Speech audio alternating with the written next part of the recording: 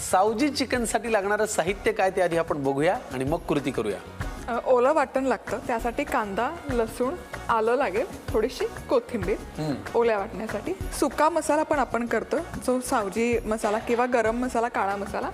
त्यासाठी ज्वारीचं पीठ लागतं. म्हणजे मराठवाड्यात आपण रिएसर बघितलं, तसंच सावजी कम्युनिटीमध्ये ज्वारीचं पीठ वापरतात दाटसरपणा येण्यासाठी. बर. अख्खे धने आहेत, दगडफूल, सुकी लाल मिरची, किसलेलं सुकं खोबरं, चक्रीफूल, काळी वेलची, मसाला वेलची आणि हिरवी वेलची, लवंगा.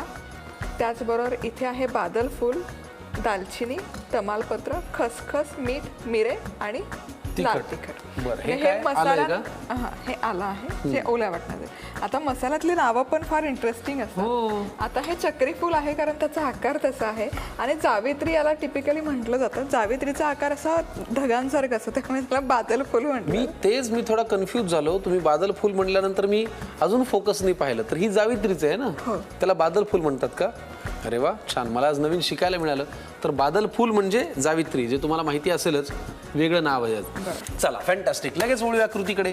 काय करायचं पहिल्यांदा? आधी आपण गरम मसाला बनवून घेऊया. बर. पॅन लागणार का? सगळ्यात आधी धने, अख्खे धने भाजून घ्यायचे. हो, यामध्येच बाकी पण आपण मसाले घालतोय. दगडफूल खूप नाही घालायचं, बस एखादं दगडफूल पुरेसं होतं. हे खूप घातलं तर त्याचा कडवटपणा उतरतो त्या मसाल्यामध्ये. दालचिनी, जावित्री पण अगदी कमी घालायची. नाही, जावित्री नाही, मगाचं नाव घ्या तुम्ही ते. बादल फूल. बादल फूल, दालचिनी, बादल फूल, तमालपत्र, सुक्या लाल मिरच्या, चक्रीफूल, मसाला वेलची आणि हिरवी वेलची,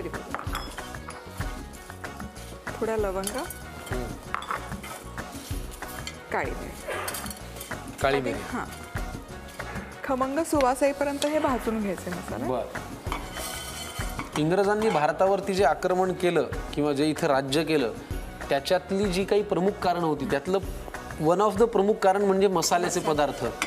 कारण तिकडे हे काहीच नाही ना, थोडा दालचिनीचा चहा करा, थोडा आल्याचा चहा करा, असा काही तिकडे शॉर्टच नाहीये.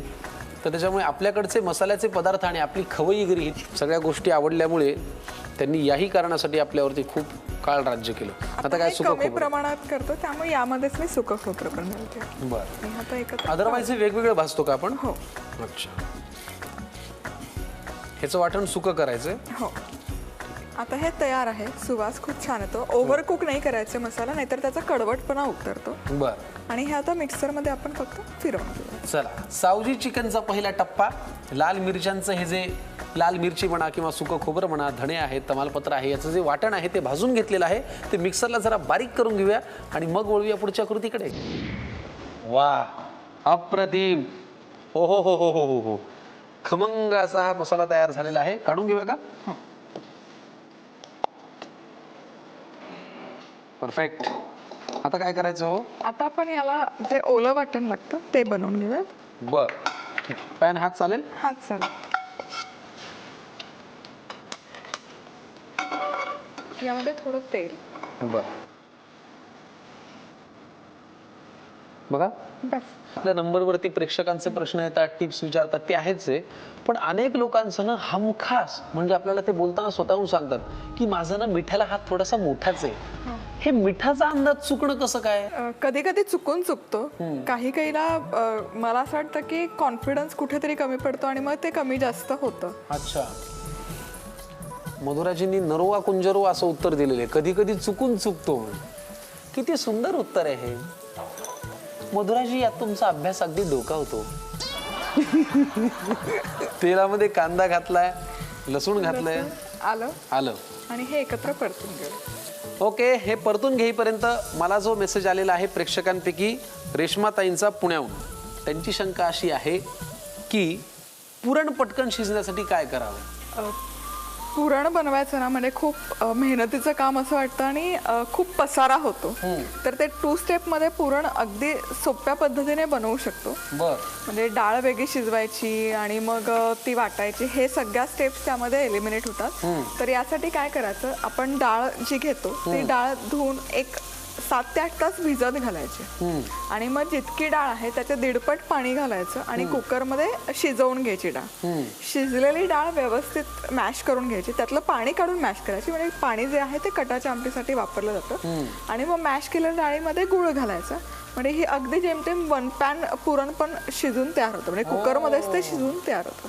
अच्छा, बरं बरं बरं. पण ह्याच्यासाठी तुम्हाला रेशमाजी असं करायला लागेल की रात्री झोपताना डाळ भिजत घालायला लागेल. बरोबर, नाही की नाही? तेवढं तुम्हाला आता थोडंसं करायला लागेल. आज मी जरा लवकर झोपते असं म्हणून तुम्ही 5 मिनिटं उठा आणि पटकन डाळ भिजत घाला. अगदी बरोबर. तर दुसऱ्या दिवशी पुरण पटकन तयार होईल. तयार होतं. धन्यवाद. आता ह्याला किती वेळ परतायचंय? सोनेरी रंग येईपर्यंत. बर, मग सोनेरी रंग येईपर्यंत सोन्यासारख्या विदर्भाविषयी जरा गप्पा मारूया. नक्की. पुरणपोळीवरून मला आठवलं की विदर्भामध्ये पुरणपोळी करायची एक वेगळी पद्धत आहे. हो. माझी एक आठवण तुम्हाला सांगतो.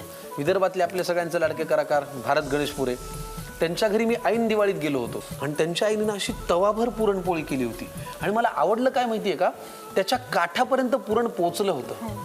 अनेक महिला पुरणपोळी करतात आणि काठाला ती पोळी साधीच असते, फक्त मध्यभागीच ती पुरणपोळी असते. असं त्यांच्याकडे नव्हतं. तर ही पण एक कला आहे ना? ही कला आहे आणि खूप प्रॅक्टिस, खूप मेहनत लागते त्याला. आणि त्यामध्ये ना कणकेचा अगदी कमी भाग असतो, त्याच्या जवळपास तिप्पट पुरण भरलेलं असतं. म्हणजे मराठवाड्यातली पुरणपोळी गुबगुबीत असते, भरपूर पुरण घातलेलं, पण विदर्भातली पातळ असते. आणि जशी रुमाली रोटी भाजतात तशीच ती खापरावर भाजली जाते.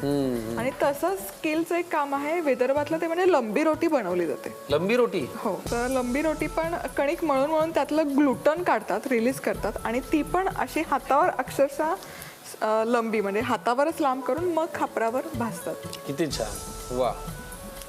लंबी रोटी, पुरणाची पोळी असे वेगवेगळे पदार्थ विदर्भात केले जातात. सोनेरी झाले. आता काय करूया पुढे? आता गॅस बंद करूया आणि हे हलकसं थंड झालं की यामध्ये कोथिंबीर घालून याचं वाटण तयार करा. चला, 2-2 वाटणं तयार झालेली आहेत आणि ह्याचा वापर करून तयार होणार आहे सावजी चिकन. त्याच्यामुळे ह्या वाटणाच्या कृतीकडे नीट लक्ष तुम्ही ठेवलं असेल अशी मी आशा करतो. आता काय करूया मधुराजी? आता सोपी प्रोसेस आहे. हे सगळं वाटण टाकायचं आणि चिकन शिजवायचं. अप्रतिम. पहिल्यांदा काय लागणार आहे? तेल. तेल. आता तेल मात्र भरपूर घालायचं असेल असा माझा अंदाज आहे. बघा. बस. चला, काय करूया पुढे? ओलं वाटण, कांदा, लसूण आणि कोथिंबीर. जसं मीठ घातलं त्यामुळे मग वाटण आता ते पसरणार नाही.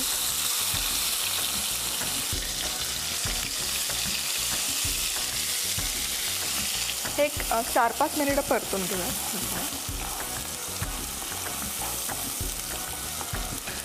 आपला हा कार्यक्रम जर कोणी परदेशात पाहत असेल, जे आता भारताबाहेर असतील, ज्यांना नागपूरला यावंसं वाटत असेल, आपल्या विदर्भात जावंसं वाटत असेल, तर प्लीज या रेसिपी तुम्ही मन लावून पहा, त्या नोट करा. आम्ही ज्या टिप्स सांगतोय त्या नोट करा आणि ह्या पदार्थांचा वापर करून तुम्ही अशा पद्धतीने स्वयंपाक केलात तर आय एम शुअर तुम्ही 7 समुद्रा पार का असेनात, तुम्हाला तुमच्या विदर्भात आल्यासारखं नक्की वाटेल. काय हो? अगदी बरोबर. असं कधी झालंय तुमचं, तुम्ही परदेशात गेलायत, बाहेर गेलायत आणि घरच्या जेवणाची खूप आठवण आली? 7 वर्ष मी अमेरिकेमध्ये होते, बरं. त्यामुळे हे सगळं खूप मिस केलं. तिथे मिळतं सगळं, पण जे आपल्या मातीचं त्यातली जी चव उतरलेली असते ना, ती चव तिथे मिसिंग असते. म्हणजे वांगी मिळतात, मेथी मिळते, पण चव मिसिंग असते. त्यामुळे ऑलमोस्ट सगळेच पदार्थ मी मिस करायचे. बरोबर. कुठे होतात तुम्ही अमेरिकेत? शिकागो. अरे वा, क्या बात है. आमचे वडील आम्हाला परभणीतच म्हणायचे, शिका नाही तर गो. पण तुम्ही मात्र शिकागोला होतात. आता हा मसाला छान परतत आला की यामध्ये हे काळा मसाला घालूया. काळा मसाला जो आपण खड्या मसाल्याचा वापर करून केलाय, हा थोडासा जास्त सावटी आहे त्यामुळे. आणि यामध्येच एक अगदी छोटा चमचाभर ज्वारीचं पीठ. ज्वारीचं पीठ. तुम्ही मग अशी म्हणालात हे घट्टपणा येण्यासाठी आहे ना? हो, घट्टपणा. थोडंसं लाल तिखट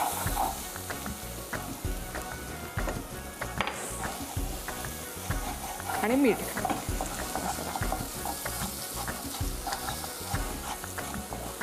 डेंजर. आला सावजीचा फील आला. असंच परतायचं ना हे? हो. आणि यामध्ये आता चिकन घालूयात.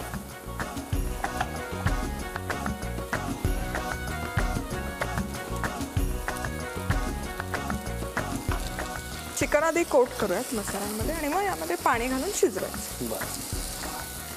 चिकनचा पदार्थ म्हटल्यानंतर जनरली 1 तासभर मॅरिनेशन करा, मग त्याचं वाटण तयार करा, अशा बऱ्याच प्रोसेसमधून जायला लागतं. पण सावजी चिकन ज्या पद्धतीने आता तुम्ही करताय, अस्सल सावजी चिकन, त्याची कृती फार सोपी आहे. 2 वाटणं, कढई, वाटणं टाका, चिकन टाका, पाणी घाला आणि शिजवा, है ना? हो. आता काय पाणी घालू? वा, बघा बस. किती वेळ लागतो याला शिजायला? एक साधारण 20 ते 25 मिनिटं शिजवून घेऊ.